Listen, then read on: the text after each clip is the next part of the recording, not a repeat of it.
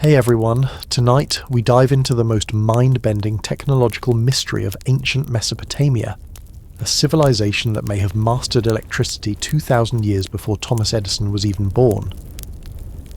Atmospheric setting.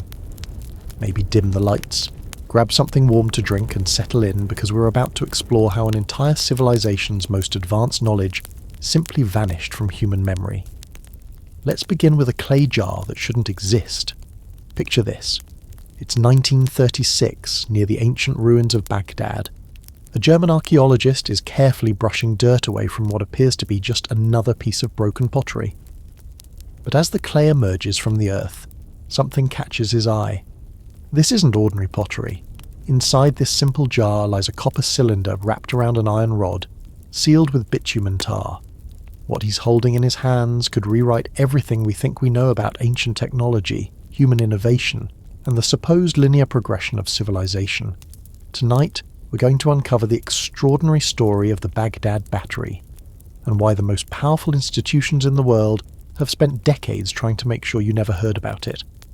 The Baghdad Battery was discovered in 1936 by German archaeologist Wilhelm König, buried beneath the ancient ruins of Kujut Rabu near Baghdad.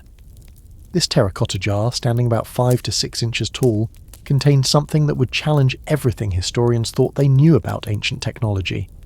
This wasn't your typical archaeological find. A simple clay jar, weathered by over 2 millennia, contained a copper cylinder wrapped around an iron rod, sealed with bitumen. The construction was precise, deliberate, engineered. This wasn't accidental. Someone in ancient Mesopotamia had carefully designed this device for a specific purpose. Historians initially dismissed it as a storage container for scrolls, which was basically their polite way of saying they had absolutely no idea what they were looking at. When König suggested this might be an ancient electrical device, the academic world did what every defensive institution does when faced with paradigm-shifting evidence. They laughed him out of the room. But König wasn't making wild claims. He was a trained archaeologist with years of experience in Mesopotamian artifacts. He understood pottery, metallurgy, and ancient craftsmanship. When he examined this jar, everything about its construction screamed functionality, not storage. The copper cylinder wasn't randomly placed. It was carefully insulated from the iron rod by the bitumen stopper. The proportions were exact. The materials were specifically chosen. This was engineering, not accident. Here's what made König's discovery so revolutionary. When you combine copper, iron, and an acidic solution in this exact configuration, you create what modern science calls a galvanic cell, essentially a battery. The same basic principles that power your smartphone were potentially understood and utilized by ancient Mesopotamian craftsmen over 2,000 years ago. But this wasn't just academic stubbornness König was facing. It was the beginning of one of history's greatest cover-ups. Because if ancient people could generate electricity, it meant everything we believed about technological progression was wrong. Think about the implications. We're taught that human development follows a neat linear path. Stone Age, Bronze Age, Iron Age, Industrial Revolution, Modern Era. Each step building logically on the previous one. But what if that's completely false? What if ancient civilizations achieved technological sophistication that we're only now rediscovering? The Baghdad Battery represented something terrifying to established academic institutions. The possibility that we're not the pinnacle of human achievement. That maybe, just maybe, ancient people were far more advanced than we've been willing to admit. König documented everything meticulously. He measured the jar's dimensions, analysed the metal composition, studied the construction techniques. His research was thorough, methodical, everything good science should be. But when he published his findings suggesting this could be an ancient battery, the academic establishment closed ranks. Suddenly, König's career took a nosedive. Conference invitations dried up. Research funding became mysteriously unavailable. Other archaeologists began distancing themselves from his work. The message was clear. Pursue this line of inquiry, and your professional future is over. But König had opened a door that couldn't be closed, because once you see the Baghdad Battery for what it might be, an ancient electrical device, you start noticing other things, other artifacts that don't quite fit the official narrative, other evidence that ancient people might have been far more technologically sophisticated than we've been told. The jar itself tells a story that mainstream archaeology doesn't want to hear. Every detail of its construction suggests purposeful engineering. The copper cylinder is precisely sized. The iron rod is perfectly positioned. The bitumen seal isn't just preservation, it's functional insulation. When modern experimenters recreated König's design using materials available to ancient Mesopotamians, they successfully generated electrical current. Not much, about 1 to 2 volts per cell, but enough to prove the concept worked. Enough to demonstrate that ancient people could have, and likely did, harness electrical power. This wasn't theoretical anymore. This was practical, functional technology that existed over 2 millennia before Edison's first light bulb. And if one jar could generate electricity, imagine what multiple jars connected in series could accomplish. But here's where the story gets really interesting, and really suspicious. Because the Baghdad Battery wasn't unique. König and his team discovered at least a dozen similar devices scattered across different archaeological sites in the region. This wasn't a one-off experiment. This was evidence of widespread electrical technology. The implications were staggering. We weren't looking at a curious anomaly. We were looking at systematic evidence of ancient electrical engineering. And that was something the academic establishment simply could not allow. Naturally, this revolutionary discovery went downhill faster than a cryptocurrency crash during a market panic. When König got a little too vocal about his electrical theory, the academic establishment decided he was no longer needed in serious archaeological circles. The solution: bury the evidence in museum storage and pretend it didn't exist, because nothing says scientific progress like ignoring artifacts that don't fit your worldview.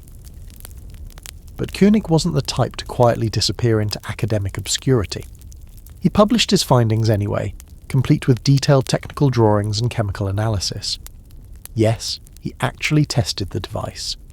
This wasn't just wild speculation. It was methodical German engineering applied to ancient mystery. Here's what König discovered when he examined the jar closely. The copper showed distinctive green patina patterns, consistent with electrochemical corrosion. The iron rod displayed oxidation patterns that suggested electrical current flow. The bitumen wasn't just a seal, it was functional insulation designed to prevent electrical short circuits. Every detail supported his electrical hypothesis, but academic institutions had already made their decision. This couldn't be true, therefore it wouldn't be true. Modern reconstructions proved König right. When researchers built exact replicas using grape juice as an electrolyte, something ancient Mesopotamians definitely had access to, the devices generated consistent electrical current. Not massive amounts, but enough to power small applications. Willard F.M. Gray conducted some of the earliest reconstruction experiments, using copper sulfate solution and successfully producing electrical current for extended periods. Dr. Marjorie Senecal at Smith College demonstrated that multiple cells connected in series could generate enough voltage for practical applications. But here's where the establishment's response became truly revealing. Instead of investigating these successful replications, they changed the criteria for acceptance. Suddenly it wasn't enough to prove the device could generate electricity. You had to prove ancient people intended it as a battery. Think about how ridiculous that standard is. We don't require proof of ancient intent for any other archaeological interpretation. When we find ancient grinding stones, we don't demand written documentation that ancient people intended to grind grain. We infer purpose from function, but with the Baghdad Battery, academic institutions demanded impossible standards of proof. Why? Because accepting the electrical hypothesis meant accepting that ancient people were far more technologically advanced than official historical narratives allowed. Meanwhile, the physical evidence kept mounting. Archaeological excavations uncovered copper and iron artifacts throughout the region, showing similar electrochemical corrosion patterns. Ancient metalwork displayed precision and quality that traditional techniques couldn't explain. Chemical analysis revealed metal compositions that suggested advanced metallurgical processes. Every new discovery supported König's original hypothesis. Every scientific test confirmed the jar's electrical capabilities. But academic journals continued rejecting papers that explored ancient electrical technology. Conference organizers refused presentations on the topic. University administrators cut funding for related research. The message was unmistakable. Investigate ancient electrical technology, and your career is over. Question established historical narratives and become an academic pariah. Follow the evidence wherever it leads, unless it leads somewhere inconvenient. But they couldn't stop independent researchers. Amateur archaeologists, curious engineers, and investigative journalists began conducting their own experiments. TV documentaries started featuring Baghdad Battery reconstructions. Popular science embraced what academic institutions rejected. The results were consistent. The device worked exactly as König predicted. Ancient people had the knowledge, materials, and capability to generate electrical current. What they did with that capability remained the real mystery. Because here's what academic institutions didn't want people thinking about. If ancient Mesopotamians could generate electricity, what else might they have accomplished? What other technologies might have been lost to time? What other assumptions about ancient capabilities might be completely wrong? The Baghdad Battery wasn't just challenging a single artifact's interpretation, it was challenging the entire framework of how we understand human technological development. And that was something powerful institutions simply could not tolerate. Here's where things get absolutely mind-blowing. While other ancient civilizations were making fire with sticks and cooking over open flames, Mesopotamian craftsmen were apparently generating electrical current, like it was just another day at the workshop. This wasn't just some primitive battery that barely flickered. This was a sophisticated understanding of electrochemical principles that wouldn't be officially discovered until Alessandro Volta's experiments in 1800. It's like discovering that ancient people were performing quantum physics, while everyone else thought the Earth was flat. Modern reconstructions demonstrate that a single Baghdad battery could generate between 1.1 and 2 volts of electricity. Now that might not sound like much to people accustomed to 120-volt household current, but here's the crucial part.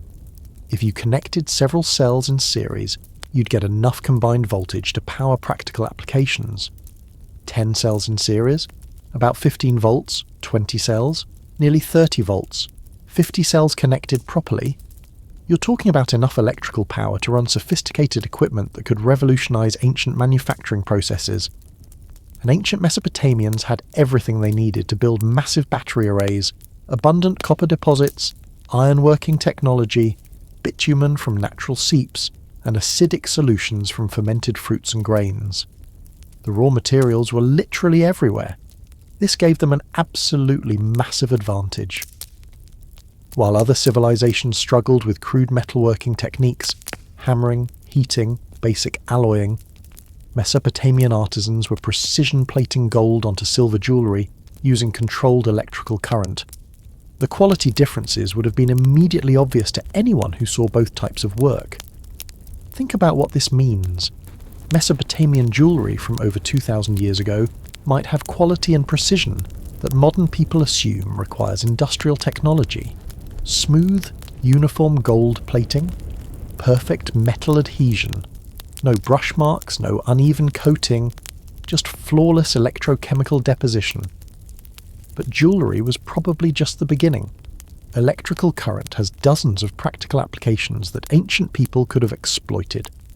Medical therapy through electrical stimulation, precision welding for metallurgical projects, chemical processing for dyes and medicines, even primitive lighting systems using low-voltage bulbs. Archaeological evidence suggests they might have done all of this and more. Ancient Mesopotamian metalwork shows technological sophistication that historians struggle to explain using conventional techniques. Chemical analysis reveals metal purity and composition that shouldn't have been possible with primitive furnaces and basic tools. What if it wasn't primitive at all? What if Mesopotamian workshops were electrically powered manufacturing centres, using renewable energy sources that modern civilization is still trying to perfect? Here's the really fascinating part. Electrical power scales beautifully. One cell gives you 1 to 2 volts. 100 cells in series give you 100 to 200 volts. Connect multiple series arrays in parallel, and you get higher voltage and higher current capacity. Ancient electrical engineers could have built power systems rivaling modern industrial applications, and they had every incentive to do so. Electrical metalworking produces dramatically superior results compared to traditional. Techniques. Electroplating creates perfectly uniform coatings.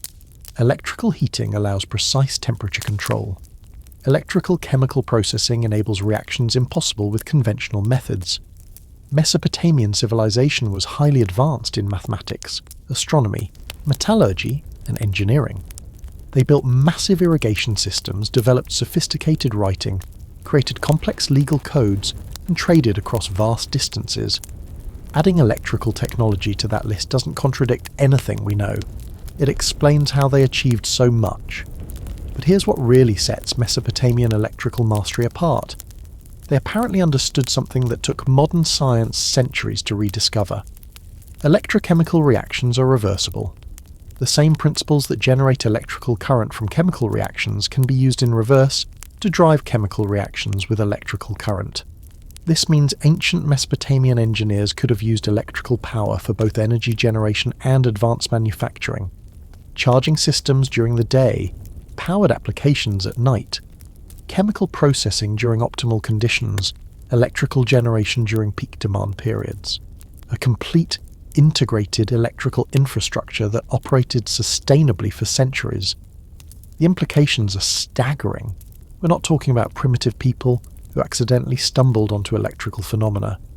We're talking about sophisticated engineers who deliberately developed and systematically applied electrochemical science at industrial scale. And then, somehow, this entire technological tradition vanished from human knowledge until we rediscovered it in the 18th and 19th centuries. How does an entire civilization lose such revolutionary technology? That's where the story gets really mysterious and really disturbing. But let's not pretend this was all noble scientific advancement for the betterment of humanity. Ancient Mesopotamian priests understood one fundamental truth that still drives politics today. Technology equals power, and electrical technology equals divine-level power. Ancient Babylon was a competitive religious marketplace full of rival priesthoods, competing temples, and people who expected their gods to deliver spectacular miracles. In this environment, controlling electrical technology wasn't just about maintaining religious authority. It was about literally wielding the power of lightning in a world where lightning was considered divine. Think about this from a practical perspective. Most ancient civilizations relied on oil lamps, torches, and firelight for illumination after sunset. These light sources were dim, smoky, dangerous, and expensive. They flickered constantly, consumed fuel rapidly, and provided barely enough light for basic activities. Mesopotamian priests with access to electrical technology could illuminate entire temple complexes with steady, bright, smokeless light that appeared completely magical to anyone who didn't understand the underlying science. Imagine the psychological impact on visitors and worshippers who expected dim, flickering oil lamps and instead encountered buildings blazing with artificial daylight. Ancient cuneiform texts contain numerous references to divine light, sacred fire, and the light of the gods. Traditional archaeological interpretation assumes these references are purely metaphorical or describe conventional fire-based illumination. But what if some of these descriptions were literally accurate?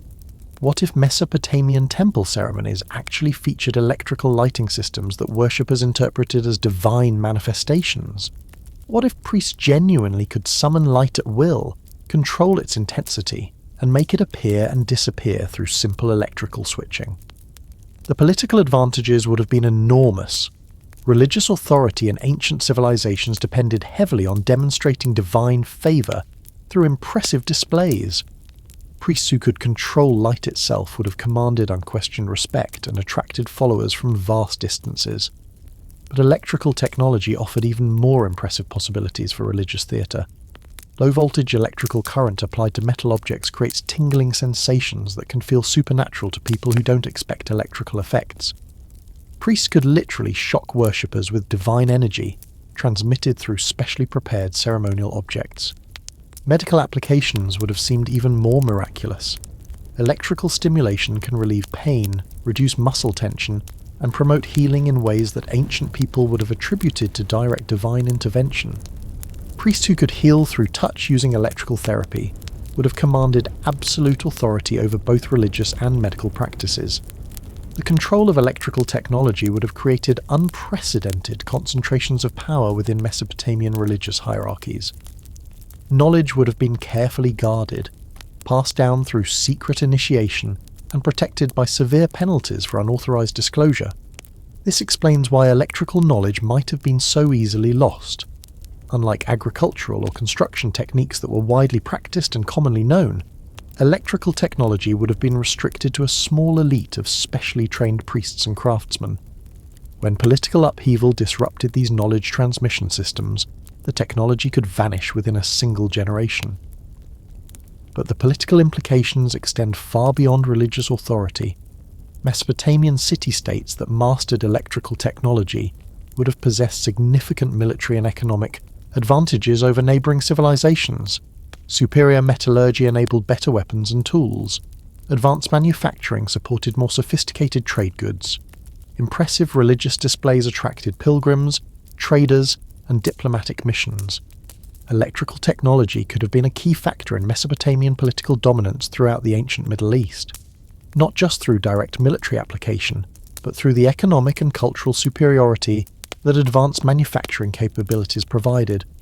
And that superiority would have made Mesopotamian electrical knowledge a prime target for espionage, conquest, and systematic destruction by rival civilizations who couldn't replicate the technology but could eliminate its practitioners. Ah yes, the legendary Temple of Marduk electrical demonstration, a moment in ancient Babylon where advanced technology and religious theatre allegedly came together for the world's most elaborate ancient light show.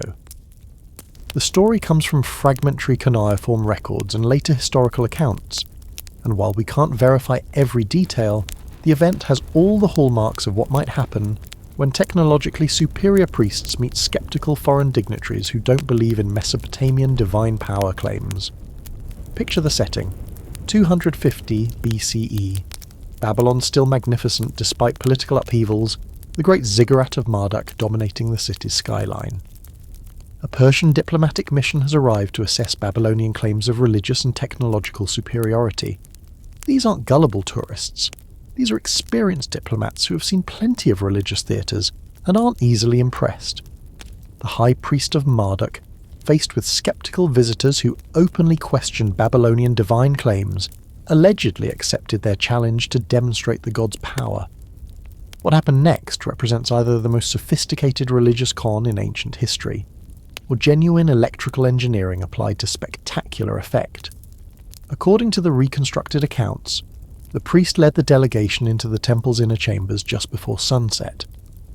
As darkness fell, he began what appeared to be standard ritual invocations: chanting, incense burning, ceremonial movements. The Persian delegates probably expected typical religious theatre: oil lamps, torch lighting, maybe some basic pyrotechnics. What they reportedly witnessed instead was the systematic illumination of the entire temple complex using artificial light sources that operated without visible flames or combustible materials. Not just a few bright spots, but comprehensive lighting that turned night into day throughout multiple chambers and corridors.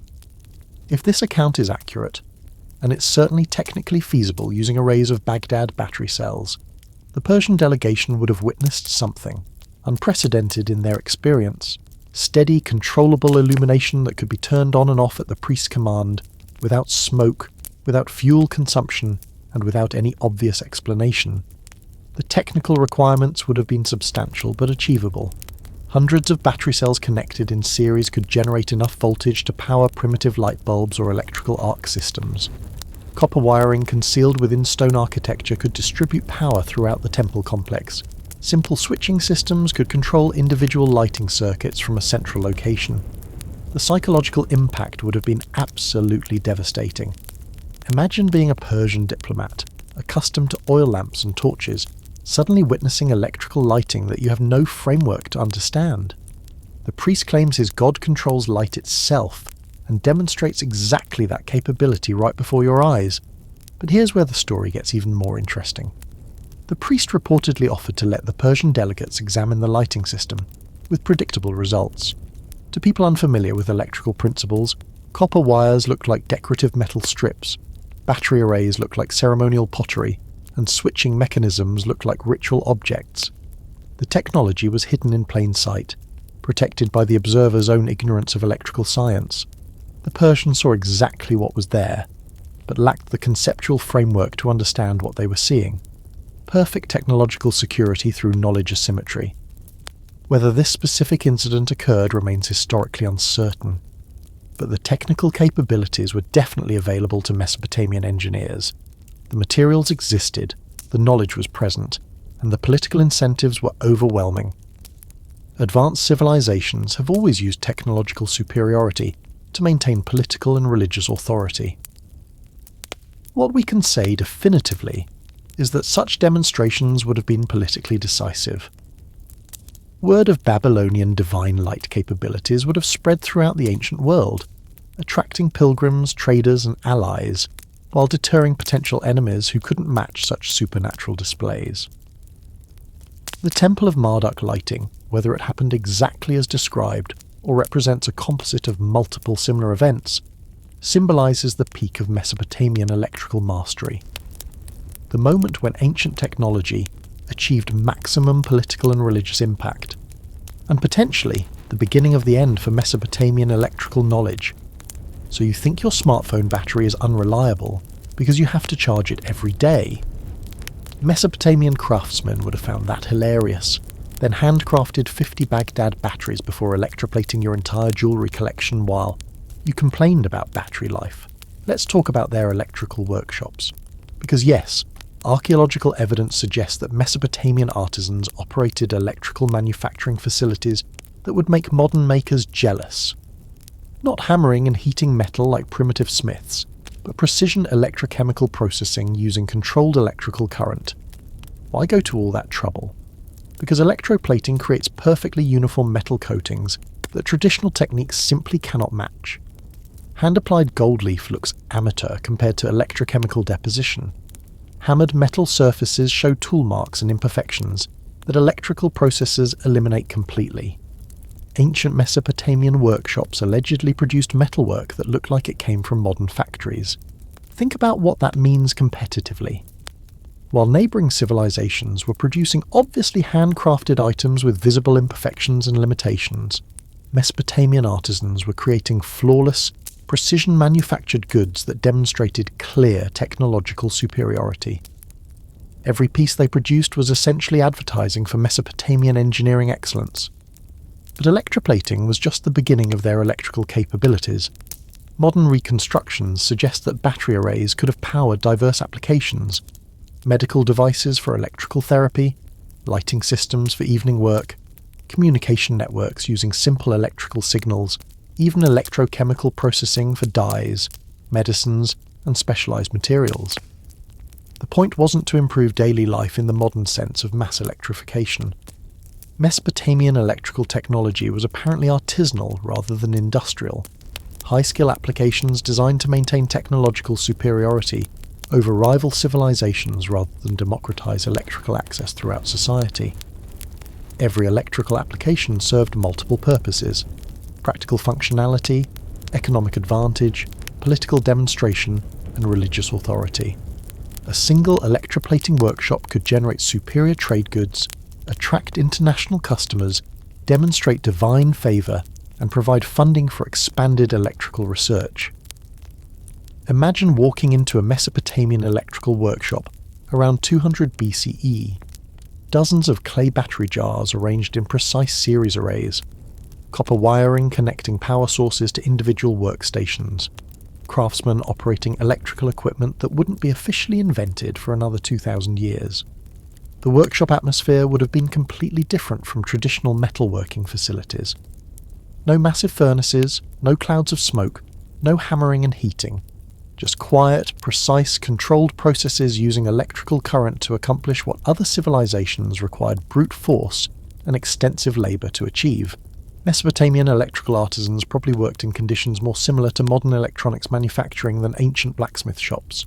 Clean, organised, technically sophisticated, everything optimized for precision rather than power, and the lifestyle advantages extended beyond workshop efficiency.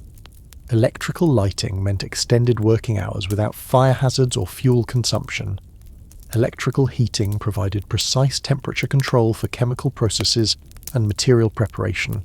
Electrical tools enabled manufacturing techniques that manual labour couldn't replicate. But here's what really sets Mesopotamian electrical lifestyle apart. They apparently integrated electrical technology seamlessly into existing cultural practices. Rather than revolutionary social change, electrical capabilities enhanced traditional activities, better metalworking, improved medical care, more impressive religious ceremonies, superior manufacturing. The technology served the culture, not the other way around. Electrical innovations supported established social hierarchies and economic systems rather than disrupting them. Perfect technological adoption that amplified existing advantages without creating social instability. This explains why Mesopotamian electrical knowledge remained concentrated among specialized elites. Unlike modern electrical systems that require mass infrastructure and widespread technical education, ancient electrical applications could be controlled by small groups of highly trained specialists who guarded their knowledge carefully. Every electrical workshop was probably part laboratory, part manufacturing facility, part training center, and part religious institution. Knowledge transmission happened through direct apprenticeship under strict secrecy agreements. Technical innovations were closely guarded trade secrets that provided competitive advantages for specific workshops and priesthoods. The lifestyle wasn't about mass electrification or universal access to electrical conveniences. It was about technological mastery as a source of political, economic, and religious power. Electrical capabilities were luxury services available to elites who could afford premium craftsmanship and specialized applications, and that exclusivity made the entire electrical tradition incredibly vulnerable to political disruption. When the knowledge-holding elites disappeared, the technology disappeared with them. No mass adoption meant no distributed preservation of technical knowledge. When Alexander the Great first encountered Mesopotamian civilization in 331 BCE, he definitely wasn't expecting what he found in Babylon's workshops and temples. But Mesopotamian engineers didn't do boring traditional demonstrations for visiting conquerors. They specialized in technological theater that left lasting impressions. Historical speculation suggests that Mesopotamian religious authorities, rather than resist the new Greek ruler, demonstrated their technological mastery to secure political protection and continued funding for their advanced research programs. Smart politics. Show the conqueror why keeping you alive is more valuable than traditional pillaging. Alexander had conquered most of the known world through superior military technology and tactical innovation. When he witnessed Mesopotamian electrical capabilities, hypothetically speaking, he probably did what any pragmatic military genius would do. Immediately recognized the strategic potential and negotiated technological cooperation agreements. The collaboration, if it occurred, would have been mutually beneficial perfection. Alexander needed advanced engineering for siege warfare, improved metallurgy for weapons and armor, communication systems for coordinating vast military campaigns, and medical technology for treating battlefield injuries. Mesopotamian engineers needed political protection, continued funding, and access to Greek mathematical theories and military applications. They allegedly collaborated on practical military innovations, electrical ignition systems for Greek fire weapons, improved metallurgical processes for stronger swords and armor, primitive communication networks using electrical signals, and battlefield medical devices employing electrical therapy. Alexander's engineers learned electrochemical principles while Mesopotamian scientists gained access to Greek mathematics and systematic experimental methods. The partnership represented everything great about ancient technological cooperation. Different civilizations sharing knowledge, combining expertise, accelerating innovation through collaborative research. Greek theoretical frameworks enhanced Mesopotamian practical experience. Mesopotamian electrical mastery improved Greek military capabilities. Alexander's army became a mobile technological laboratory, where Greek and Mesopotamian engineers worked side by side on advanced military applications. Electrical workshops travelled with the campaign, providing maintenance, developing improvements, and training new specialists in combined Greek-Mesopotamian techniques. But the collaboration faced significant challenges. Greek culture emphasized public knowledge sharing and systematic documentation.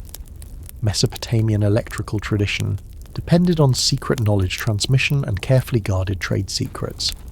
Combining these approaches required innovative information management systems that protected sensitive techniques while enabling effective cooperation. Alexander reportedly established special engineering corps that combined Greek military expertise with Mesopotamian electrical technology.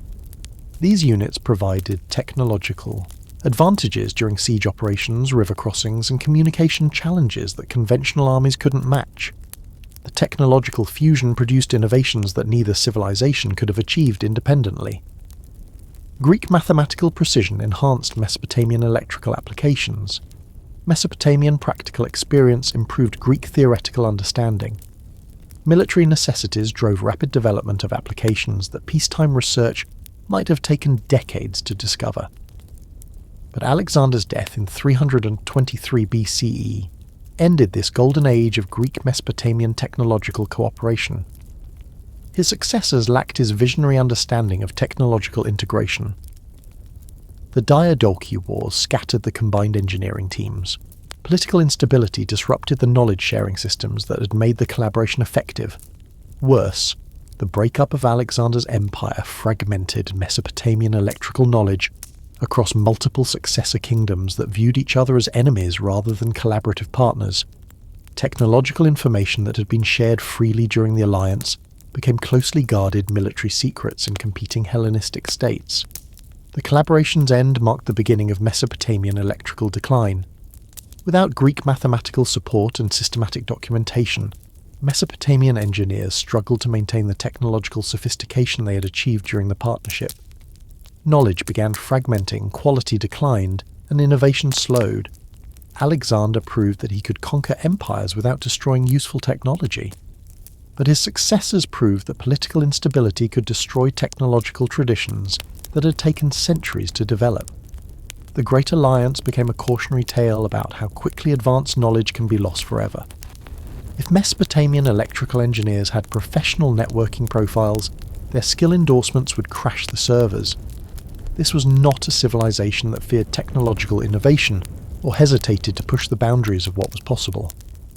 While Roman engineers were building impressive but fundamentally primitive aqueducts, Mesopotamian scientists were generating electrical current like it was Tuesday afternoon.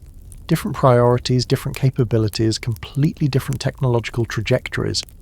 But by the 3rd century BCE, dark clouds were gathering over Mesopotamian electrical civilization. Political instability was fragmenting the region.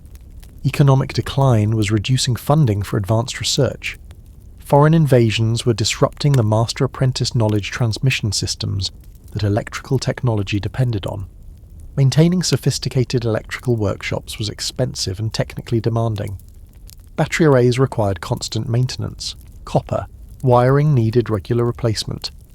Specialized tools demanded skilled craftsmen. Training new electrical engineers took years of intensive education. When economic resources became scarce, electrical programs were among the first casualties. The Seleucid Empire, inheritors of Alexander's Mesopotamian territories, was collapsing under pressure from Roman expansion and Parthian invasions. Military expenditures consumed most available resources. Infrastructure maintenance became increasingly difficult. Advanced technological programs seemed like expensive luxuries that desperate governments couldn't afford. Mesopotamian electrical knowledge was culturally isolated in ways that made it particularly vulnerable.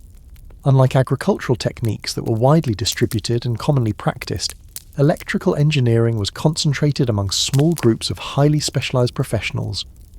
When these knowledge-holding communities were disrupted by warfare, entire technological traditions could vanish overnight. The expertise wasn't written down in comprehensive technical manuals. Knowledge transmission depended on direct apprenticeship and hands-on training. Master electricians taught students through demonstration, practical experience, and carefully supervised projects. This oral tradition was highly effective for maintaining quality, but extremely vulnerable to political disruption. Foreign invaders had no interest in preserving Mesopotamian electrical knowledge. Parthian and Roman armies saw temples and workshops as sources of loot, not repositories of irreplaceable technological information.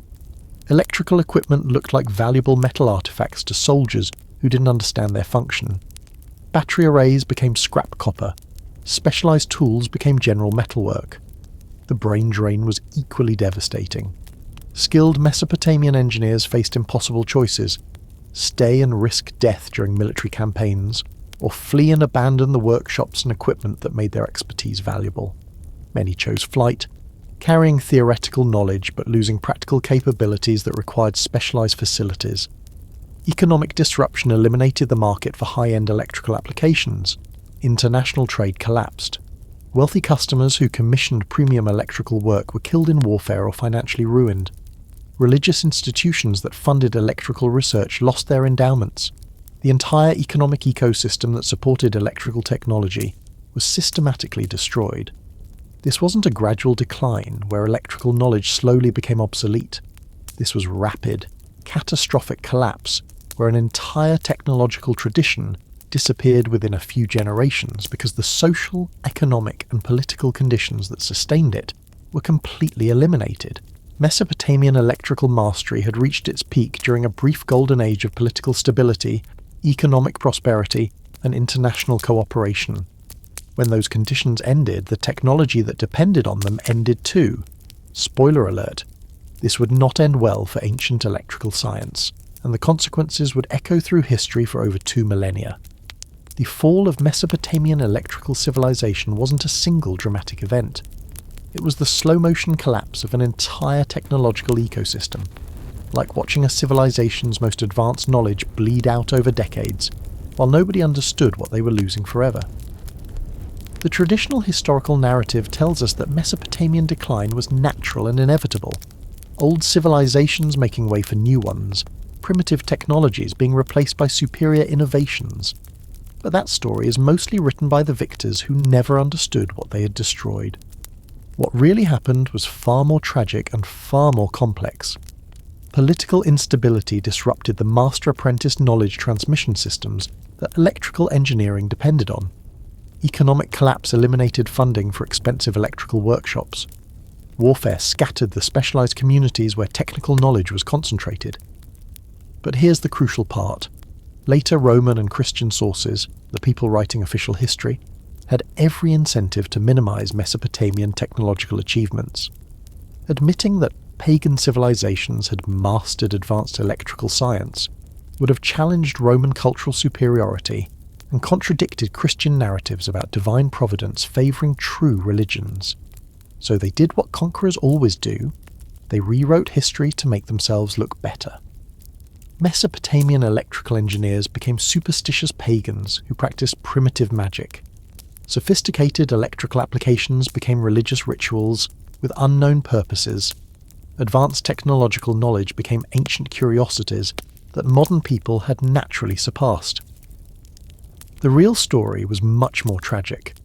The last generation of trained Mesopotamian electrical engineers faced impossible circumstances. Their workshops were destroyed by warfare. Their students were scattered by political upheaval. Their funding sources were eliminated by economic collapse. Their knowledge was dismissed as worthless by foreign rulers who couldn't understand its value. When the final master electrician died without successfully training a complete successor, over a millennium of accumulated electrical knowledge died with him. Techniques that had taken centuries to develop. Applications that had required generations to perfect. Theoretical understanding that wouldn't be rediscovered until the 18th and 19th centuries. Subsequent civilizations found the artifacts but couldn't reverse engineer the complete technological systems.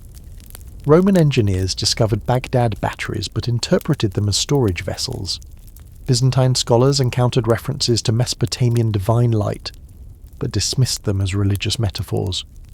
Islamic scientists studied ancient texts, but lacked the practical context to understand electrical descriptions.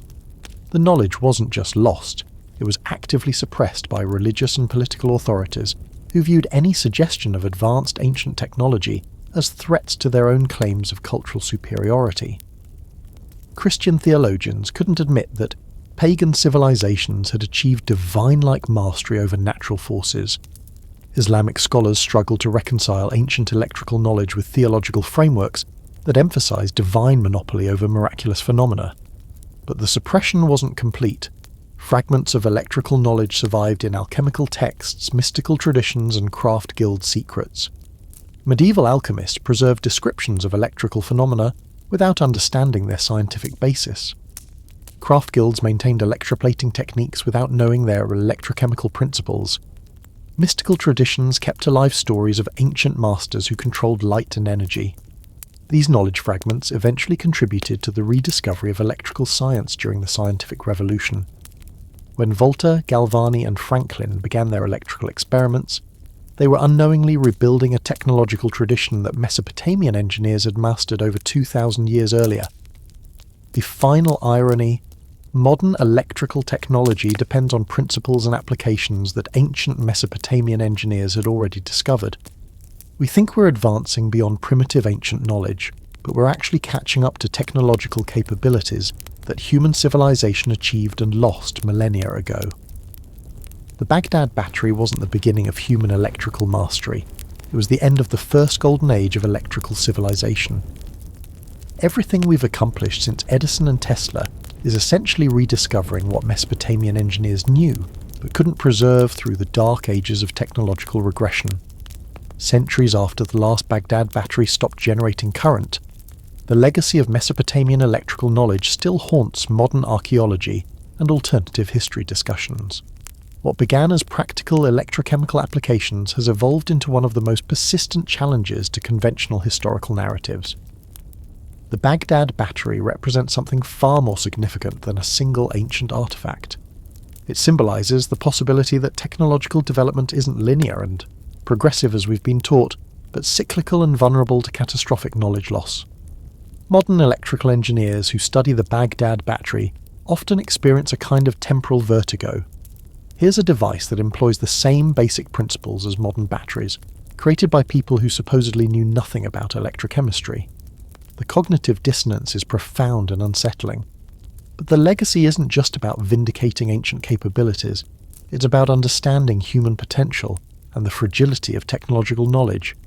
If ancient Mesopotamians could master electrical principles, what does that tell us about human intelligence and problem-solving ability across different historical periods? The answer is uncomfortable.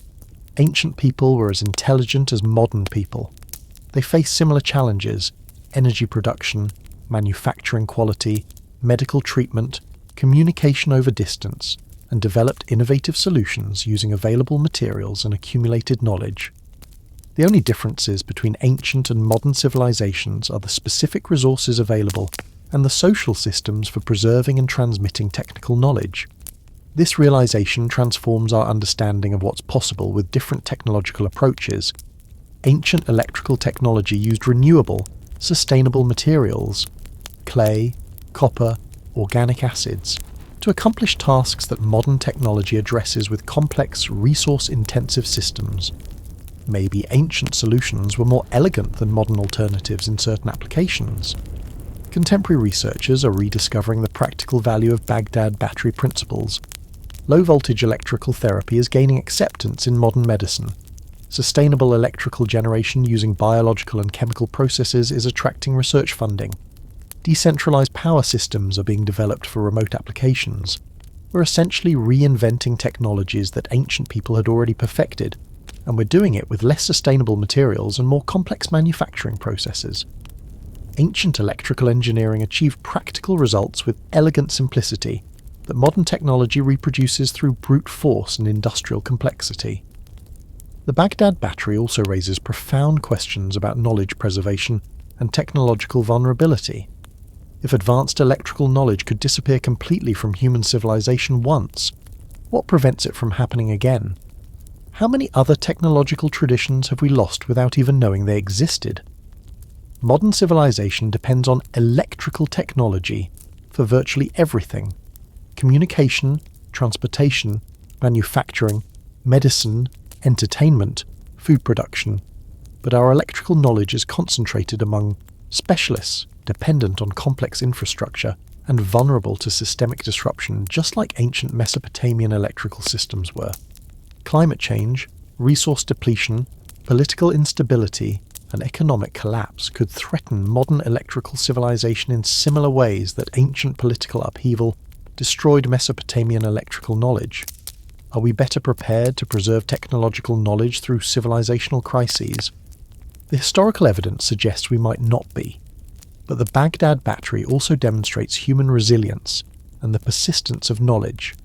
Even when technological traditions are officially lost, fragments survive in unexpected places.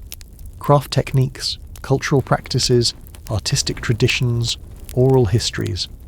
Knowledge wants to survive and often finds ways to persist through dark periods until conditions allow rediscovery. The legacy extends beyond technology to philosophy and worldview. Ancient electrical mastery challenges linear progress narratives that portray modern civilization as the inevitable culmination of human development. Maybe we're not the pinnacle of human achievement. Maybe we're just the latest civilization to rediscover capabilities that human beings have achieved multiple times throughout history. This perspective changes how we approach modern technological challenges. Instead of assuming that current methods are optimal, we can investigate whether ancient approaches might offer superior solutions. Instead of dismissing historical knowledge as primitive, we can study ancient innovations for insights that modern science might have overlooked. The Baghdad Battery reminds us that human creativity and problem-solving ability transcend historical periods. Ancient engineers faced similar challenges to modern engineers and often developed remarkably effective solutions. Their achievements deserve recognition, their knowledge deserves preservation, and their approaches deserve serious study by contemporary researchers.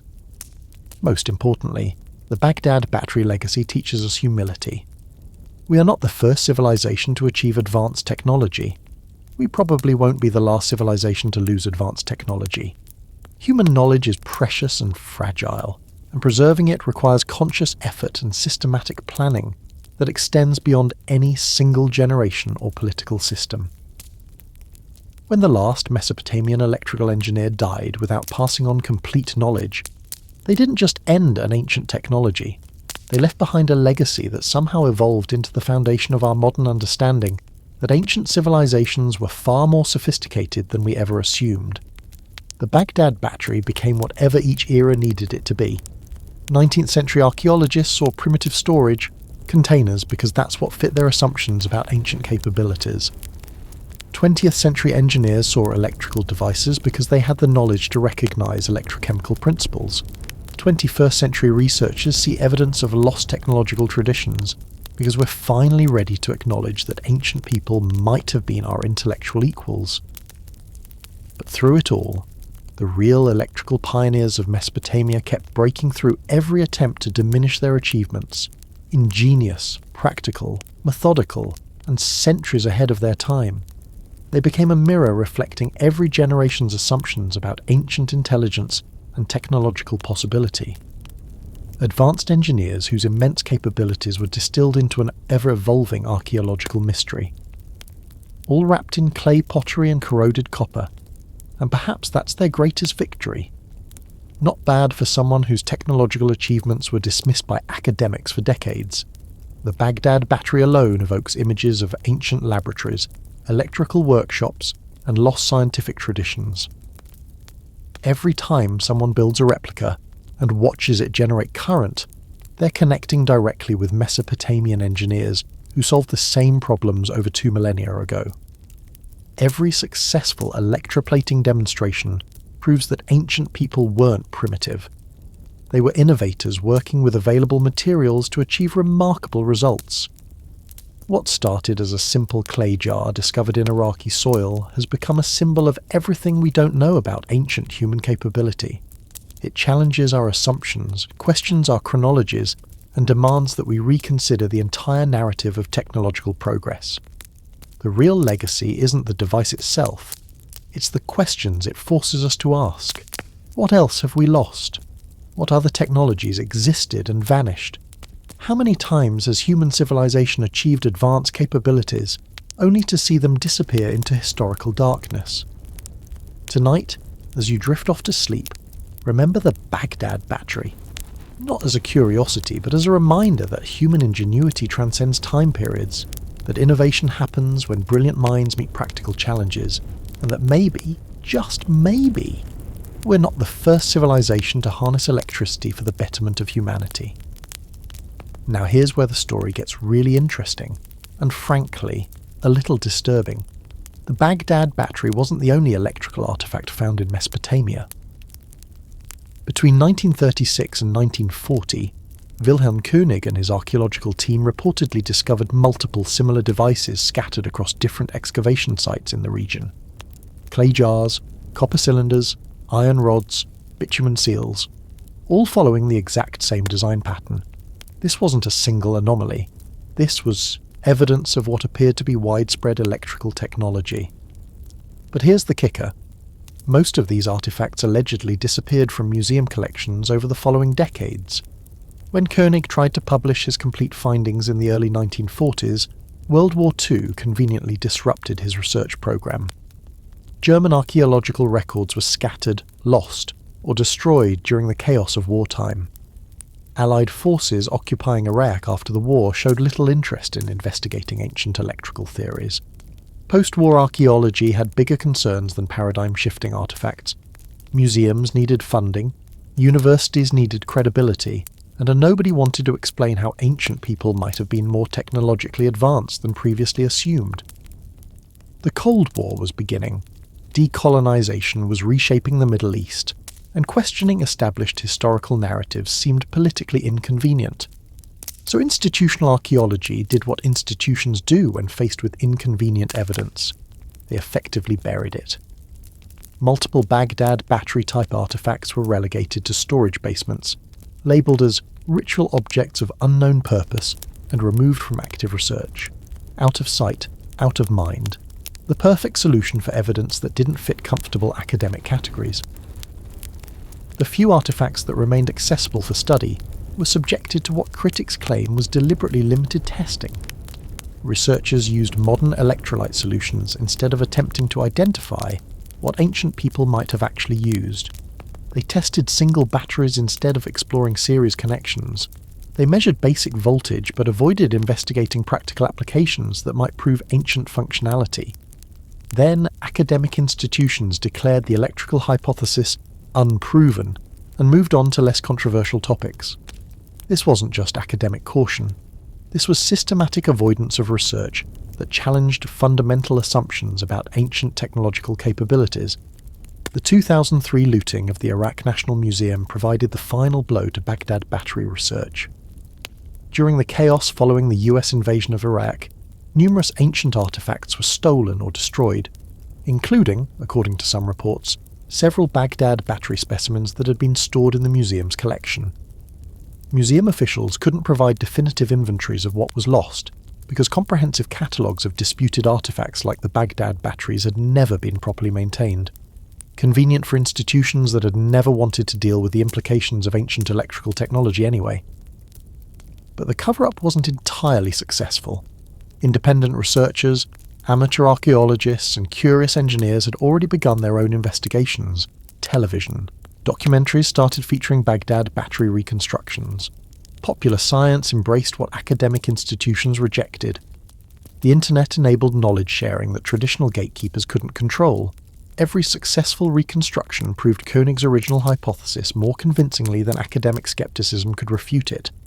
When people could watch clay jars generate electricity on YouTube, institutional dismissal looked increasingly absurd and politically motivated. The archaeological establishment's response became even more revealing. Instead of engaging with successful replications, they simply ignored them. Academic journals refused papers on Baghdad battery functionality. Conference organisers rejected presentations on ancient electrical technology. University departments discouraged students from pursuing research in fringe archaeological topics. The message was unmistakable. Investigate ancient electrical technology, and academic career prospects become very limited. Question established narratives about technological development and expect professional marginalisation. Follow evidence wherever it leads, unless it leads somewhere that challenges institutional authority. But they couldn't stop the flow of information.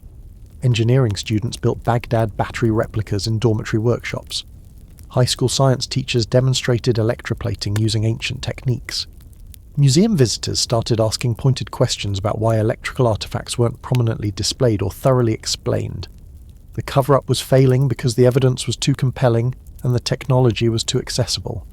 anyone with basic materials could build a functional Baghdad battery and verify its electrical capabilities. Academic authority couldn't compete with practical demonstration and reproducible results. Today, the archaeological cover-up continues in more subtle forms. Museums display Baghdad batteries as curiosities without explaining their electrical capabilities. Textbooks mention König's electrical hypothesis, only to dismiss it without serious discussion. Documentary programs present both sides but heavily favour conventional interpretations over electrical theories. The strategy has shifted from outright suppression to intellectual marginalisation, acknowledging the evidence just enough to avoid accusations of deliberate censorship, while ensuring that serious investigation remains professionally risky for academic researchers. But wait, it gets even more mind-bending. The Baghdad Battery wasn't unique to Mesopotamia. What if ancient electrical technology was actually a global phenomenon that mainstream archaeology refuses to acknowledge? In 1898, British archaeologist Sir Flinders Petrie discovered copper and iron artefacts in Egyptian tombs that showed distinctive signs of electrochemical corrosion patterns, the same characteristic green patina that appears on electroplated metals. Petrie noted the anomaly, but couldn't explain it using conventional archaeological theories, because the theory of ancient electrical technology didn't exist yet. Egyptian hieroglyphs contain numerous references to divine light that burns without flame, and the sacred fire that Thoth controls. Traditional Egyptology interprets these as purely religious metaphors, but what if some descriptions were literally accurate? What if Egyptian priests actually controlled electrical lighting systems that visitors interpreted as divine manifestations?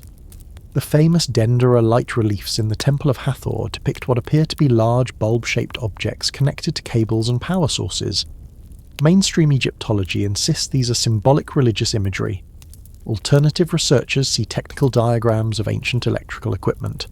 The debate continues because neither interpretation can be definitively proven from the visual evidence alone. But the global connections get even more intriguing. Ancient Chinese texts mention fire that flows through metal veins and lightning trapped in clay vessels.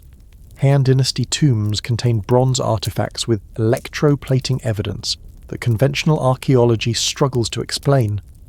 Chinese alchemical texts provide detailed instructions for capturing sky essence in earthen containers, descriptions that sound remarkably similar to electrochemical processes. In Central America, Mayan codices describe lightning in jars and sky fire captured by priests. Archaeological excavations in Guatemala and Mexico have uncovered ceramic vessels with copper and zinc components, the exact materials needed for galvanic cell construction. Mayan metallurgy shows precision and sophistication that traditional techniques struggle to explain. Ancient Indian texts, the Vedas and Puranas, contain descriptions of divine weapons that discharge lightning and of vehicles powered by controlled fire. Archaeological excavations at Harappan civilization sites have revealed copper artifacts with unusual corrosion patterns consistent with electrical exposure. Traditional archaeology dates these artifacts to over 4,000 years ago, making them potentially older than the Baghdad batteries. Even ancient European cultures show possible evidence of electrical knowledge. Celtic metalwork displays electroplating quality that shouldn't have been possible with primitive furnaces. Greek texts describe divine fire controlled by temple priests. Roman engineering includes mysterious copper installations in public baths that might have served electrochemical functions. This suggests that ancient electrical technology wasn't limited to a single civilization. It might have been a widespread technological tradition that multiple cultures developed independently, or more intriguingly, shared through ancient trade networks and knowledge exchange systems. Think about the implications. What if there was an interconnected ancient world where electrical engineering was common knowledge among educated elites, where priests and craftsmen across multiple continents regularly shared technological innovations, where divine power demonstrations were actually sophisticated applications of electrochemical science? Ancient trade routes carried more than spices and precious metals. They carried knowledge. The Silk Road, Mediterranean maritime networks, and possible transoceanic voyages could have facilitated the spread of electrical technology throughout the ancient world. Mesopotamian innovations could have reached China. Egyptian techniques could have influenced Mayan practices, and Indian discoveries could have enhanced European capabilities. We're not talking about isolated, accidental discoveries. We're talking about a potential global civilization with technological capabilities that mainstream archaeology refuses to acknowledge, because acknowledging them would require completely rewriting our understanding of ancient human achievement. But here's the most mind-bending possibility. What if these civilizations were more connected than we've ever imagined? What if ancient electrical technology facilitated communication networks that enabled real-time coordination across vast distances? What if the rise and fall of multiple ancient civilizations wasn't coincidental, but interconnected through shared technological systems? The evidence is fragmentary and hotly disputed. Mainstream archaeology demands higher standards of proof for electrical claims than for conventional interpretations, but the accumulating data from multiple continents suggests patterns that coincidence alone can't easily explain. When civilizations separated by thousands of miles develop similar technologies using identical materials and comparable techniques, either we're looking at remarkable convergent evolution, or we're looking at evidence of knowledge transmission systems that ancient people used but modern people don't understand. The global network of ancient electrical technology remains hypothetical, but every new discovery of electrical artifacts in different cultures makes the hypothesis more plausible and more threatening to established archaeological narratives that can't accommodate such widespread ancient sophistication. Let's talk about what ancient electrical technology could actually accomplish, because modern replications have proven conclusively that Baghdad batteries weren't just theoretical curiosities. The most famous reconstruction was allegedly conducted in 1978 by Dr. Arne Eggebrecht at the Roma and Pallasius Museum in Hildesheim, Germany. Using grape juice as electrolyte, historically accurate since ancient Mesopotamians definitely had access to fermented fruit acids, his batteries reportedly generated consistent electrical current. Eggebrecht successfully electroplated silver jewellery with gold using techniques that ancient craftsmen could have employed. But here's where the story gets suspicious. When later researchers tried to verify Eggebrecht's experiments, the museum claimed no written documentation or photographic evidence of the electroplating demonstrations existed in their archives. Convenient memory loss about one of the most significant archaeological experiments of the 20th century. However, independent researchers haven't let institutional forgetfulness stop them. Television programs like Mythbusters have built functional Baghdad battery arrays and successfully electroplated objects using only materials available to ancient people. Engineering students regularly replicate the devices in university laboratories. Amateur archaeologists demonstrate electrical generation at science museums worldwide. The results are consistent. Baghdad batteries work exactly as König predicted. Ancient people had the knowledge, materials, and manufacturing capability to generate electrical current on command. What they did with that capability is where things get really interesting. Electroplating was probably just the beginning. Connected in series, multiple Baghdad batteries could power applications that would have seemed genuinely magical to people unfamiliar with electrical science. Medical applications, electrical stimulation for pain relief and healing promotion. Modern TNS units use exactly the same principle that ancient Mesopotamian physicians might have discovered over 2,000 years ago. Ancient medical texts describe divine touch therapy that relieves joint pain and muscle stiffness, descriptions that sound remarkably similar to modern electrical therapy. Precision manufacturing. Electroplating produces perfectly uniform metal coatings that traditional techniques simply cannot match. Ancient Mesopotamian metalwork shows quality and precision that modern metallurgists struggle to replicate using primitive furnaces and basic tools. But with electrical heating and electrochemical processing, ancient results become completely explicable. Lighting systems. Series-connected batteries could power low-voltage illumination devices that operated without combustion. Some ancient underground chambers show no evidence of torch or lamp usage. No soot deposits, no burn patterns, just mysterious artificial lighting that conventional archaeology can't adequately explain. Communication. Networks. Electrical signals transmitted through copper wire networks. Ancient civilizations built extensive underground tunnel systems that archaeologists interpret as transportation routes. But what if some of these tunnels housed communication cables that enabled instant messaging across vast distances? Chemical processing, electrical current drives chemical reactions that produce specialized materials for dyes, medicines, and metallurgical applications.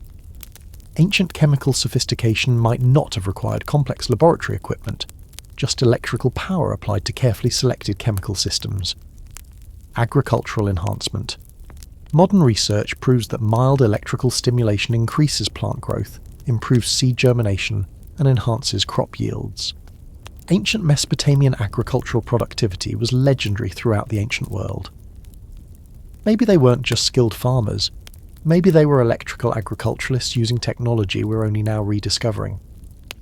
But the most impressive possibility, ancient electrical engineering might have achieved capabilities that modern technology has only recently matched, or still hasn't equalled. Sustainable power generation using renewable biological materials, precision manufacturing without industrial infrastructure, medical therapy without pharmaceutical dependence, communication systems without satellite networks. The Baghdad Battery demonstrates that ancient people weren't primitive. They were innovative problem solvers working with available resources to achieve practical results. Every successful modern replication proves that technical capability existed in antiquity. The only question is how extensively ancient people developed and applied electrical technology. Modern electrical engineering uses the same basic principles that Baghdad batteries demonstrate. Galvanic cells, electrochemical reactions, voltage and current relationships, all fundamental concepts that ancient Mesopotamian craftsmen understood practically if not theoretically. We like to think we're advancing beyond primitive ancient knowledge, but maybe we're just catching up to technological capabilities that human civilization achieved and lost multiple times throughout history. Maybe innovation isn't linear progression, but cyclical rediscovery of solutions that intelligent people develop whenever they face similar challenges with adequate resources. The technology that mainstream archaeology doesn't want you to know about isn't alien intervention or impossible ancient achievements. It's evidence that ancient people were exactly as intelligent and creative as modern people, and sometimes more elegant in their solutions to universal human problems. Every Baghdad battery replica that generates current proves this point. Every successful electroplating demonstration validates ancient capability. Every electrical application that works with ancient materials challenges assumptions about technological development and human potential. The question isn't whether ancient people could have mastered electrical technology. The evidence proves they could and probably did. The real question is why modern institutions remain so reluctant to acknowledge ancient human achievement, and what other technologies we might rediscover if we approached ancient knowledge with genuine curiosity instead of defensive skepticism. So why isn't ancient electrical technology taught in university archaeology departments? Why aren't Baghdad batteries featured in mainstream history documentaries? Why does the archaeological establishment continue to dismiss or minimize compelling evidence that challenges conventional narratives? The answer is uncomfortable. Academic careers, institutional funding, and established power structures that benefit from maintaining current interpretations of human technological development. Consider the case of Dr. Paul Craddock at the British Museum. His extensive metallurgical analysis of ancient artifacts confirmed that electroplating techniques were used in multiple ancient civilizations. His peer-reviewed research was methodologically sound and scientifically rigorous. But when he suggested that electrical technology might explain ancient electroplating capabilities, his research funding became increasingly difficult to secure. The pattern repeats throughout academia. Researchers who investigate ancient electrical possibilities face subtle but persistent professional obstacles. Journal editors request increasingly demanding evidence standards for electrical interpretations, while accepting conventional explanations with much lower evidentiary requirements. Conference organisers schedule electrical presentations during unpopular time slots, or reject them entirely for being too speculative. University administrators send clear signals that certain research topics are professionally risky. Graduate students learn quickly that investigating ancient electrical technology is career suicide, not because the evidence is weak, but because questioning established narratives threatens institutional authority and funding relationships. The suppression operates through multiple mechanisms: academic gatekeeping, Scholarly journals routinely reject papers on ancient electrical technology, regardless of research quality or evidentiary support. Peer reviewers, who remain anonymous, can kill research by demanding impossible standards of proof that conventional archaeology never faces. Conference control. Professional archaeological meetings exclude presentations that challenge established chronologies or technological assumptions. Researchers with electrical evidence find their abstracts rejected, their panels cancelled, or their presentations relegated to irrelevant time slots. Funding manipulation. Research grants become unavailable for projects that might produce inconvenient results. Government agencies, private foundations, and university departments coordinate informally to ensure that electrical archaeology remains unfunded and marginalised. Career sabotage. Researchers who persist in electrical investigations discover that job opportunities, tenure prospects, and promotion chances mysteriously disappear. Academic networking excludes them from professional advancement opportunities. Media marginalisation. Documentary producers receive guidance from academic advisors about which topics are acceptable for serious historical programming. Ancient electrical technology gets relegated to fringe channels or presented with heavy skeptical framing that discourages public interest. But the suppression isn't entirely effective. Independent researchers, amateur archaeologists, and curious engineers continue investigating Baghdad Battery capabilities. Internet forums share construction techniques and experimental results. YouTube channels demonstrate electrical replications that academic institutions prefer to ignore. The democratization of information has made traditional academic gatekeeping less powerful. When people can watch Baghdad batteries generate electricity in real time, institutional dismissal looks increasingly absurd and politically motivated. Practical demonstration trumps theoretical skepticism. Engineering students build electrical replicas in university laboratories, while archaeology professors in the same institutions insist such devices couldn't function in antiquity. The disconnect between experimental evidence and academic interpretation becomes more obvious and more embarrassing every year. Modern archaeology faces a credibility crisis regarding technological history. Too many discoveries challenge established chronologies and assumptions. Too much evidence suggests that ancient people were more capable than conventional theories allow. Too many successful experimental replications prove that dismissed technologies actually worked. The institutional response has shifted from outright denial to subtle marginalization. Museums display Baghdad batteries as curiosities without explaining their electrical capabilities. Textbooks mention König's electrical theory, only to dismiss it without serious discussion. Academic programs acknowledge the artifacts exist while avoiding investigation of their technological implications. This strategy aims to minimize public interest, while avoiding accusations of deliberate censorship. Acknowledge the evidence just enough to appear scientifically balanced while ensuring that serious investigation remains professionally dangerous for academic researchers. But the suppression is failing. Too many people have built functional replicas. Too many experiments demonstrate electrical capabilities. Too much evidence contradicts official dismissals. The internet preserves and spreads information that traditional institutions can't control. The question is no longer whether ancient people could have mastered electrical technology. The evidence is overwhelming that they could and probably did. The real question is how long academic institutions can maintain defensive positions that increasingly contradict observable reality. Truth has a way of emerging despite institutional resistance. Baghdad batteries generate electricity regardless of academic opinions. Ancient technological capability exists independently of modern comfort levels, with historical complexity. Human innovation transcends artificial chronological boundaries that scholars impose on archaeological evidence. The suppression continues, but its effectiveness diminishes with every successful experimental demonstration and every curious person who builds a replica and discovers for themselves that ancient electrical technology works exactly as advertised. Ancient electrical technology isn't just an archaeological curiosity. It fundamentally changes our understanding of human development, technological capability, and the entire narrative of civilizational progress that we've been taught since childhood. Traditional historical narrative tells us that humans slowly evolved from primitive cave dwellers to modern technological masters through linear advancement. Stone Age, Bronze Age, Iron Age, Industrial Revolution, Information Age.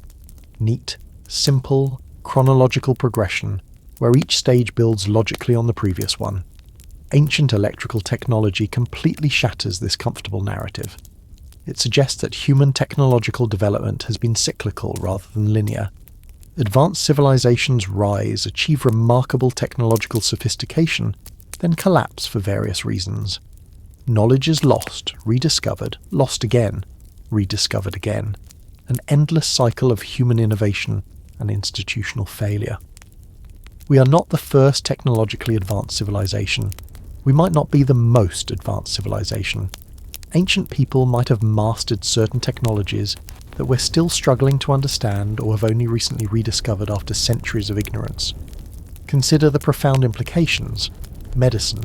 If ancient physicians practiced electrical therapy, modern medicine might be rediscovering techniques that were common knowledge 2,000 years ago. TINS units, electrical stimulation, therapy, bioelectrical healing, all potentially ancient technologies that we're treating as modern innovations.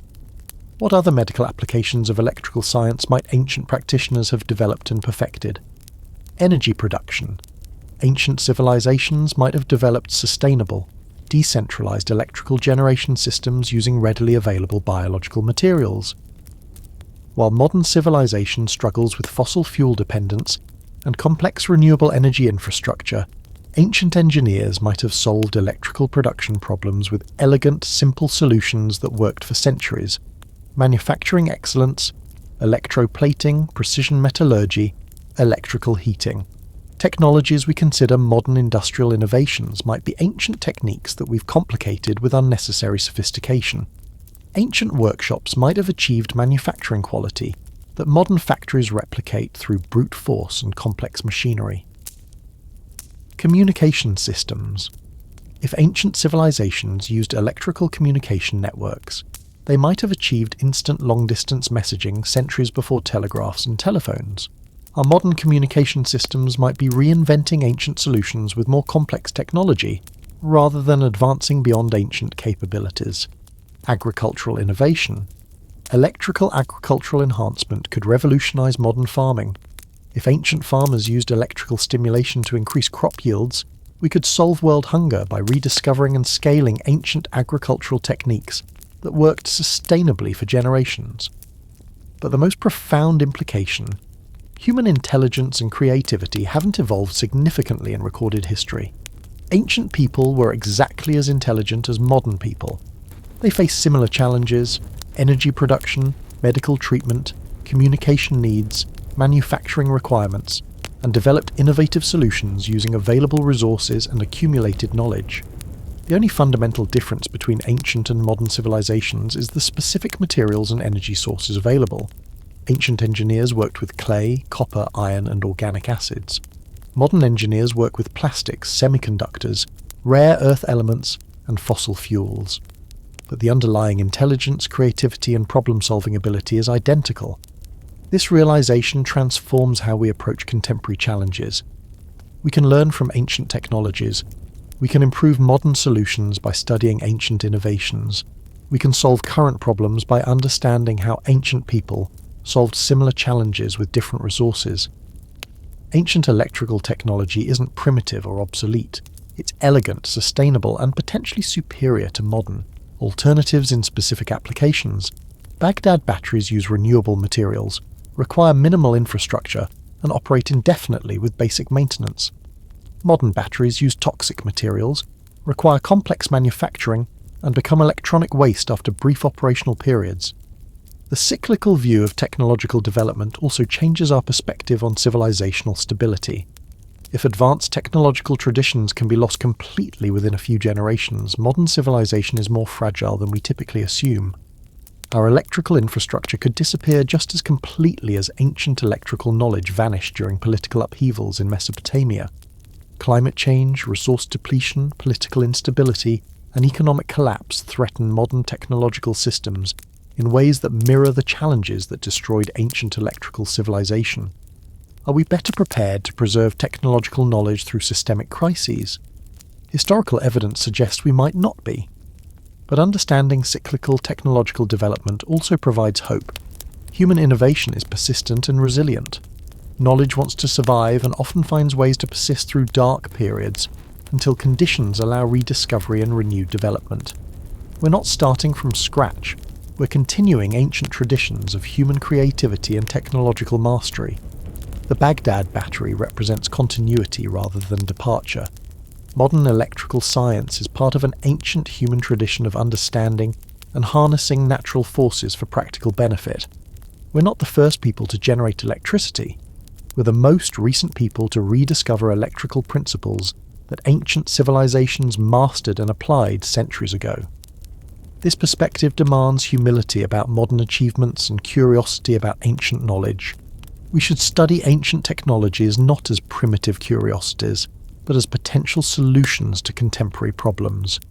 We should preserve technological knowledge not just in specialized institutions, but in distributed, resilient systems that can survive civilizational disruptions.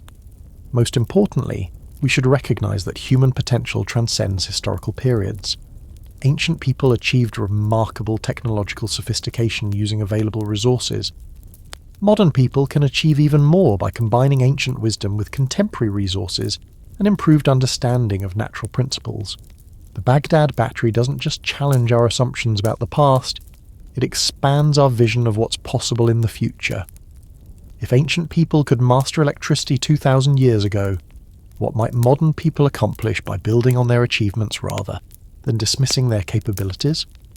The answer depends on whether we're willing to learn from ancient innovations or continue pretending that modern civilization represents the first and only technological advancement in human history. The Baghdad Battery offers a choice: embrace cyclical progress and ancient wisdom, or maintain linear myths and miss opportunities for technological advancement that builds on accumulated human knowledge spanning millennia. But here's where the story takes an absolutely chilling turn.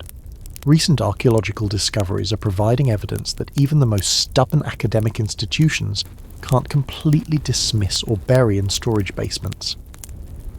In 2019, a construction project in downtown Baghdad accidentally uncovered what appeared to be an ancient electrical workshop, complete with copper wire arrays, ceramic battery housings, and metal plating equipment that shouldn't exist according to conventional historical timelines. Iraqi authorities immediately classified the discovery site and restricted media access, but not before several photographs leaked to social media. The images show unmistakable evidence of organised electrical manufacturing. Dozens of clay jars arranged in geometric patterns, copper strips connecting multiple vessels, and metalworking stations that display the characteristic green corrosion patterns consistent with electrochemical processes. This wasn't a single Baghdad battery.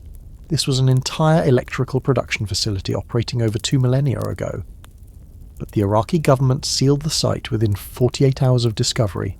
Official statements claim the artifacts were religiously sensitive and required special preservation. International archaeological teams were denied access. The construction project was mysteriously relocated to a different area, and the photographs began disappearing from social media platforms faster than people could share them.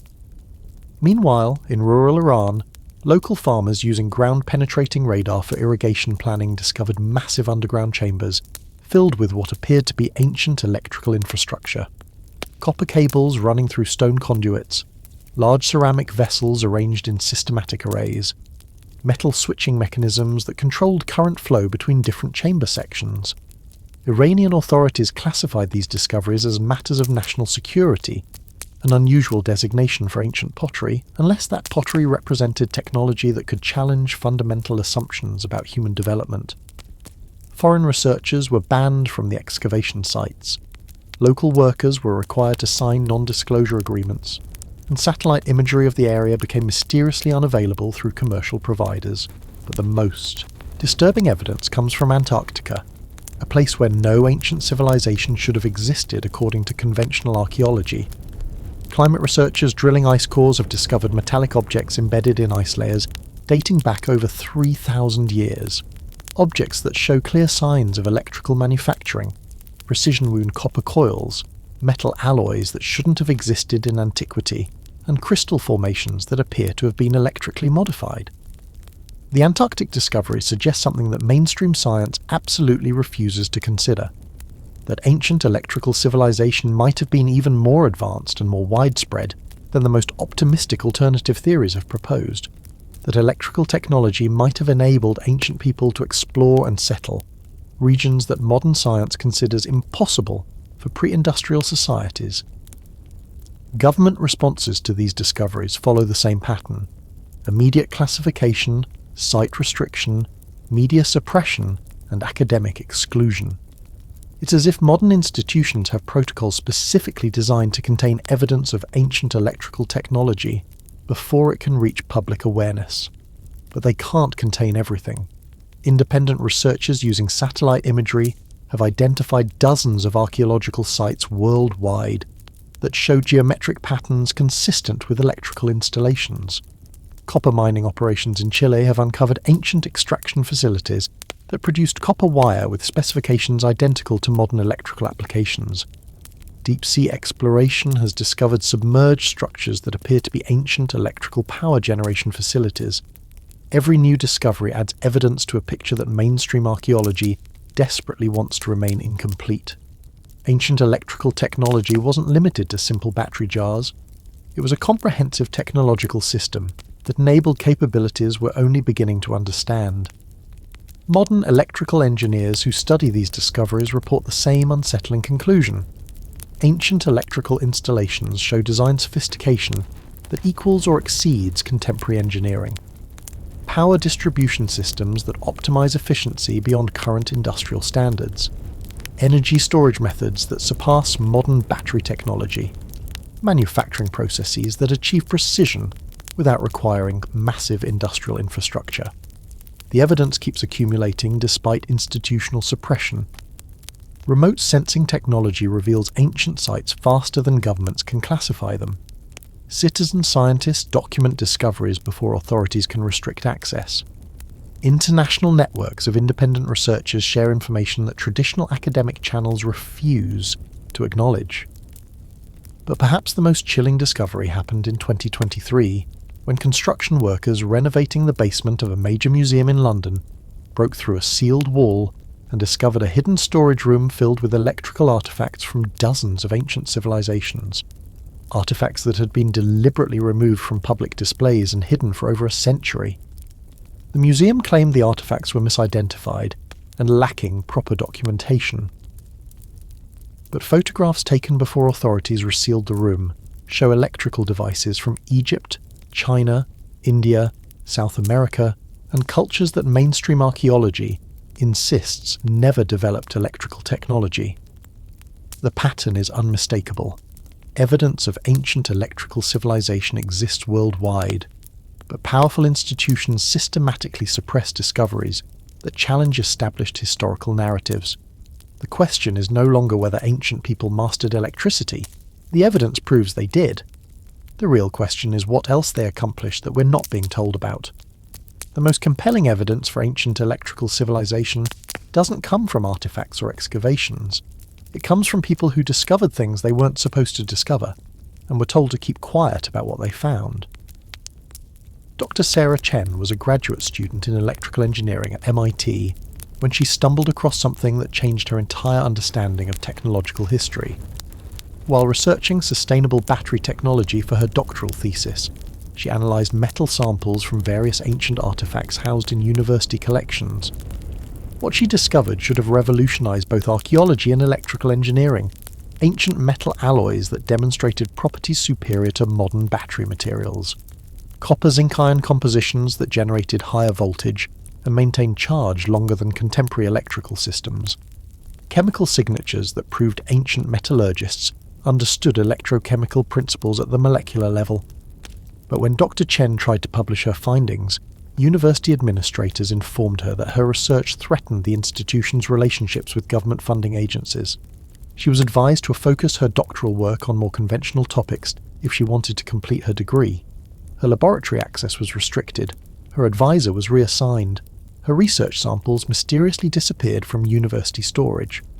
Dr. Chen completed a different dissertation and now works for a private technology company. But she keeps copies of her original research hidden at her home and occasionally shares her findings with trusted colleagues who promise to keep the information confidential. Similar stories emerge from researchers worldwide. Dr. Mohammed Hassan, an archaeologist working in Iraq, discovered what appeared to be an ancient electrical grid during a routine excavation in 2018. Copper cables running between multiple buildings, switching stations that controlled current flow, power generation facilities that used electrochemical processes identical to modern principles. Dr. Hassan documented everything meticulously: photographs, measurements, chemical analysis, technical drawings.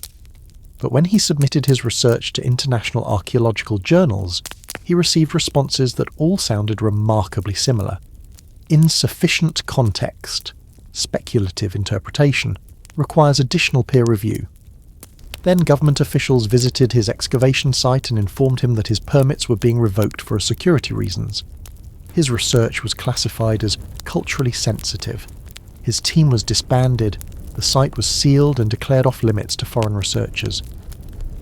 Dr. Hassan now works as a tour guide in Baghdad, showing visitors conventional archaeological sites while keeping silent about discoveries that could rewrite human history. But late at night, in private conversations with trusted friends, he describes what he found: evidence of technological sophistication that shouldn't have existed 2,000 years ago. The pattern repeats across continents. Dr. Elena Volkov, a Russian metallurgist, analysed Siberian artifacts that showed signs of advanced electrical processing. Her research was declared a state secret. Dr. James Morrison, a British chemist, discovered ancient electrical components in Welsh mines. His findings were classified under national security provisions. Dr. Maria Santos, a Brazilian engineer, identified pre-Columbian electrical installations in Amazon excavations. Her research permits were cancelled. But perhaps the most disturbing testimony comes from Dr. Robert Thompson, a former Smithsonian curator who spent 30 years managing artifact collections. According to Dr. Thompson, major museums worldwide maintain hidden storage facilities filled with artifacts that contradict official historical narratives. People have no idea what's kept in museum basements, Dr. Thompson revealed in a private interview before his death in 2021. Electrical devices from every ancient civilization, communication equipment that shouldn't have existed, manufacturing tools that use principles we supposedly discovered in the 20th century. Dr. Thompson described systematic policies designed to hide evidence of ancient technological achievement. Artifacts that didn't fit established chronologies were removed from public displays. Research that challenged conventional theories was suppressed. Scientists who persisted in unconventional investigations found their careers destroyed. The public sees maybe 5% of what we actually discovered, Dr. Thompson explained. The rest is locked away because admitting that ancient people were more advanced than we assumed would require rewriting every textbook, rebuilding every curriculum, and acknowledging that modern institutions have spent over a century suppressing inconvenient truths. Independent verification of these testimonies is nearly impossible because institutional access is restricted and official documentation is classified. But the consistency across multiple witnesses, different institutions and various countries suggests coordinated suppression rather than coincidental secrecy. Meanwhile, amateur researchers continue making discoveries that professional archaeologists either ignore or actively discourage. Metal detector enthusiasts uncover electrical components in agricultural fields. Cave explorers discover ancient wiring systems in underground chambers. Beachcombers find electroplated artifacts washed up from underwater sites. Each discovery adds to an alternative historical narrative that suggests ancient electrical civilization was widespread, sophisticated, and deliberately erased from official historical records. Every testimony confirms that modern institutions will go to extraordinary lengths to maintain control over historical narratives, even when those narratives contradict mounting physical evidence.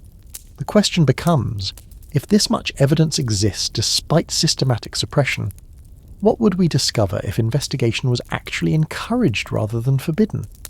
What other technologies might ancient people have mastered that we haven't even begun to uncover?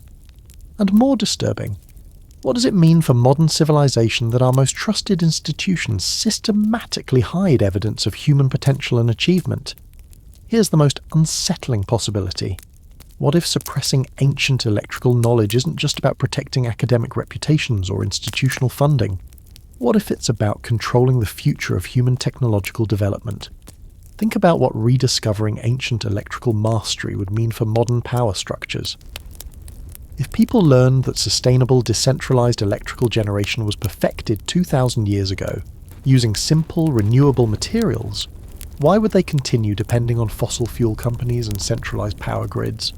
If communities discovered they could build Baghdad battery arrays in their backyards using clay, copper, and organic acids, what would happen to the multi-trillion-dollar energy industry? If schools taught students to construct electrical systems using ancient techniques, how would that affect corporate control over technological innovation? The suppression of ancient electrical knowledge isn't just academic gatekeeping, it's economic warfare against human potential. Keeping people ignorant of ancient solutions maintains their dependence on modern systems that generate profit for powerful institutions. But the control system is failing. Too many people have built functional replicas. Too much information circulates through independent networks. Too many discoveries challenge official narratives. The internet has democratized knowledge in ways that traditional gatekeepers can't control. Young engineers are already building improved versions of ancient electrical technology, combining Baghdad battery principles with modern materials and design techniques, creating home power systems that operate independently of corporate electrical grids, developing sustainable manufacturing processes that don't require massive industrial infrastructure. Environmental activists are promoting ancient electrical techniques as solutions to climate change. Community organizers are teaching Baghdad battery construction as tools for energy independence. Educational reformers are incorporating ancient technology studies into alternative curricula that challenge conventional historical assumptions. The revolution is happening quietly, in garages and workshops, in online forums and underground laboratories, in places where curious people experiment with ancient knowledge that institutions tried to erase. Every successful replication proves that human potential transcends artificial limitations imposed by power structures. But there's something even more profound happening. As more people rediscover ancient electrical principles, they begin understanding that technology isn't just about devices and applications. It's about how humans interact with natural forces. Ancient electrical technology worked because ancient people understood harmony rather than domination. They cooperated with the electrochemical processes instead of forcing them. They designed systems that enhanced natural cycles rather than disrupting them. They created technology that served human communities without destroying environmental balance. This ancient approach to technology represents a completely different paradigm from modern industrial methods. Instead of extractive processes that consume resources and generate waste, ancient electrical technology used regenerative systems that enhance both human capability and environmental health. Rediscovering this approach could solve virtually every technological challenge facing modern civilization: sustainable energy, environmental restoration, community self-sufficiency, economic independence, and social cooperation. But only if we're willing to learn from ancient wisdom instead of dismissing it as primitive. The future they're hiding isn't just about rediscovering ancient technology. It's about rediscovering ancient approaches to living in harmony with natural systems. It's about returning to human-scale technology that empowers communities rather than concentrating power in distant institutions. And that's exactly what powerful institutions are most afraid of. People discovering that they don't need complex, expensive, centralized systems to meet their technological needs. That ancient solutions are often more elegant, sustainable, and effective than modern alternatives. The Baghdad Battery isn't just evidence of ancient electrical knowledge, it's a doorway to a different kind of future. But here's where the story takes its final, most disturbing turn. What if everything we've discussed tonight, the Baghdad Battery, ancient electrical civilization, institutional suppression, rediscovered technology, what if all of this has happened before? What if this isn't the first time human civilization has rediscovered ancient electrical knowledge? What if we're living through a cycle that repeats every few centuries? Discovery, suppression, forgetting, rediscovery. Think about it. König discovered the Baghdad Battery in 1936. But what if someone discovered identical artifacts in 1836? Or 1736? Or 1636? What if every generation rediscovers ancient electrical technology, only to see it suppressed and forgotten again? The institutional responses we've described — artifact hiding, researcher intimidation, academic suppression — they're too systematic, too coordinated, too perfect to be spontaneous. It's as if powerful institutions have protocols specifically designed for containing ancient electrical discoveries, as if they've done this before, multiple times. What if the real secret isn't that ancient people mastered electricity, but that modern institutions have mastered the art of making humanity forget its own achievements? What if historical amnesia isn't accidental but deliberately engineered? Tonight, as you drift off to sleep, consider this. How many times have you personally rediscovered something you thought you learned for the first time?